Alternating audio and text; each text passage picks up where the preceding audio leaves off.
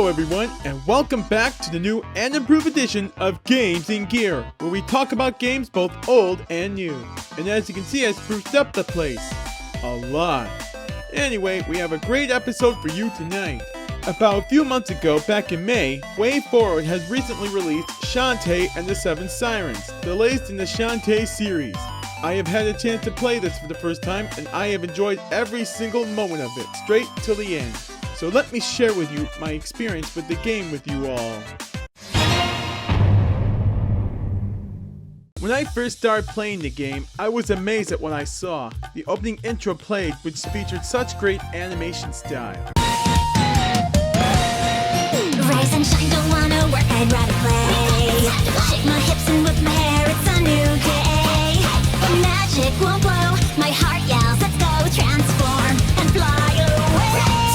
We will dance through the danger until the world is saved. Can't stop me now 'cause I'm Shantae. Then I saw something that the past Shantae games never had before. Animated cutscenes with actual voice acting. We get to stay here for a whole week! Can you believe it? What? A week?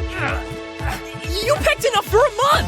Hey, I need all that stuff for the festival. It was amazing. It featured the return of Christina V as Shantae in Risky Boots, along with Karen Strassman as Sky, Ross O'Donovan as Bolo, Jeremy Lay as Riotop, and featuring Xander Mobus as Uncle Mimic.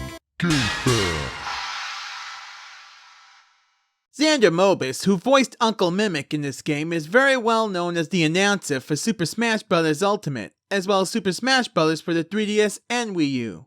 That's right, I'm doing the Game Facts thing now.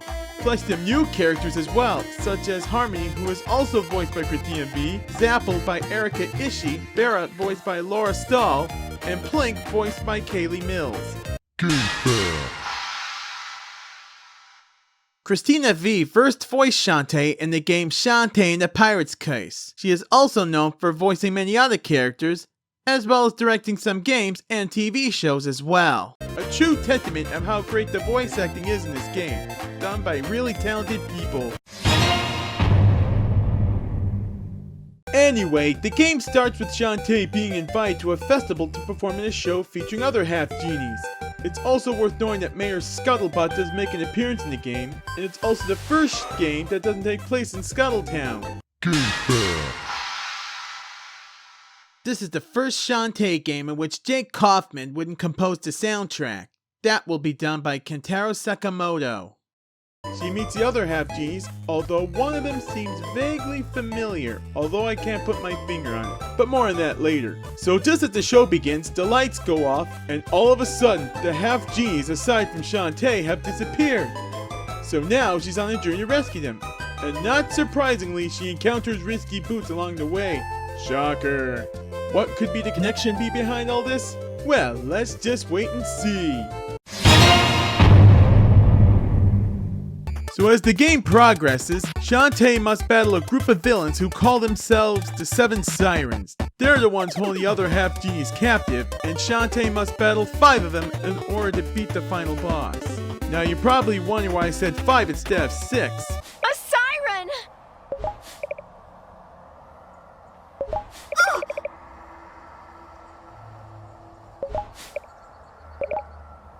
No, this one's friendly. Now you're also wondering about the green half-genie. Well, here's some not so shocking surprise for you. What?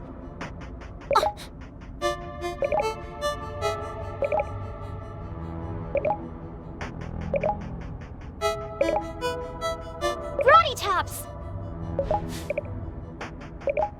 And on the topic of plot twists... Hang on, Mayor! I'm coming! Huh? What's the big idea? Let me out of here! Best to keep you under lock and key.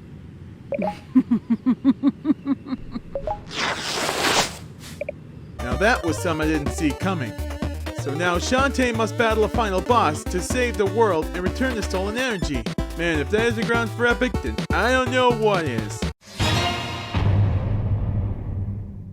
So let's talk about the gameplay style. So we have Shantae's hair whipping, which is one of her trademark moves. And here's where we get the exciting part. A new thing called fusion magic comes into play. This is a cool part because now Shantae can obtain fusion coins to transform into creatures needed to overcome certain obstacles. And fusion dances are very useful for defeating multiple enemies or even healing yourself. Another thing that was introduced are monster cards, which can improve Shantae's abilities such as an increase in mobility or increase in the strength of her hair whip. Of course, my personal favorite is the dance contest minigame that was included. It just goes to show you how many neat things the good people at Way Forward wanted to try out. And so in conclusion, Shantae and the Seven Sirens is a great must-play for any Shantae fan, or any fan of the Way Forward series for that matter. And so we give a huge special thanks to the people at Way Forward for creating such a great game. Hey man, sorry to bother you, but this is important. Yeah, what is it? I'm in the middle of an episode here. Yeah, but... Really? Well, this changes everything. Ladies and gentlemen, we have a special treat for you. Coming all the way from Scuttletown, here is the lovely Shantae.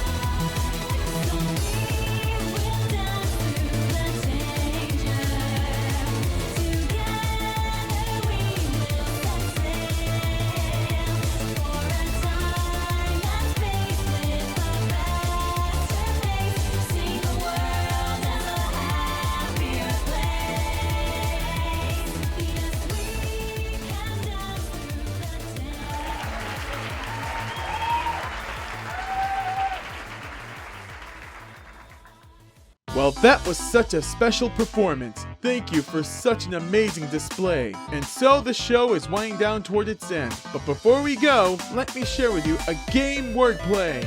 And today's game wordplay is whip dance.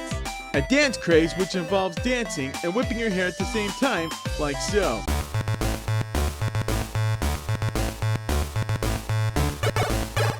So until next time, this is Clyde Monster, signing off.